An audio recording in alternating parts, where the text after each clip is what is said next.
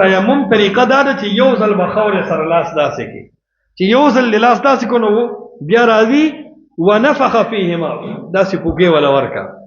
صحیح ده څوک داسې لاس دغه کې کسه خاورې اثر یا وغړدي بیا د الله نبی فرمایي ثم مسح بهما وجهه وکفيه یو ځل به په لاس داسې کې دا زمون تبلیغیان نونه چې داسې کې دا ګوتې کنه وی ګور دې نه بازار روان کړي وی دا به دې ځکه کې وی دا به دې ځکه کې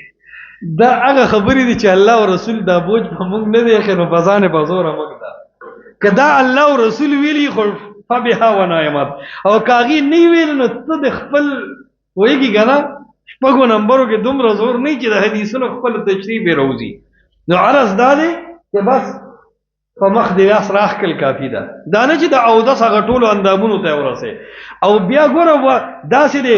وکفیه کفه دی ته وایي بس دواړه لاس به په هغه یو ځل چې داسې کړي دي په هغې مخ وکړه هم پې دا لاس وکړه نو دوه غلطۍ کوي خلک د دې مخ دپاره جدا ضرب ولګوي نو د دې لاسو دپاره بیا جدا ضرب ولګوي دا یو غلطي ده دوه ضرب نه دي ثابت یو ضرب ثابت دی حدیث د مسلم داخل دی انما کان یکفیک ضربه واحده للوجه والیدین د مخ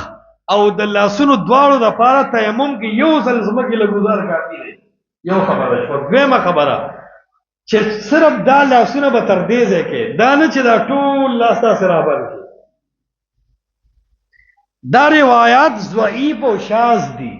ابن حجر عسقلانی په التلخیص الحبیر کې وی چې دا روایات مضطرب دي معلول دي امام احمد بن حنبل قولم په زاد المعاد کې ابن القیم رحمت الله علیه نقل کړی دی چې دا دویم ضرب زیاتول یا د لاسو سره دا ټوله سنگل مسح کول هغوی دا په دین کې یو زیاتې دی زیاتې دا بدعت وي ګرځي نو عرض دا دی که چا دا بل شان تیمم کو لکه د احناف چې کوي نو نفس تیمم وشو خو سنت طریقه هغه سنت چې هغې باندې خلک را جمع دی او په هغې عمل شروع دی هغه دا چې صرف یو ضرب ورکه خاورې له یو ګزار یو هم په هغې باندې مخ وکړه هم په هغې باندې لاسونه تر دې مړوندونو باس دا ټول سنګل نه دا سنت طریقې دي صحیح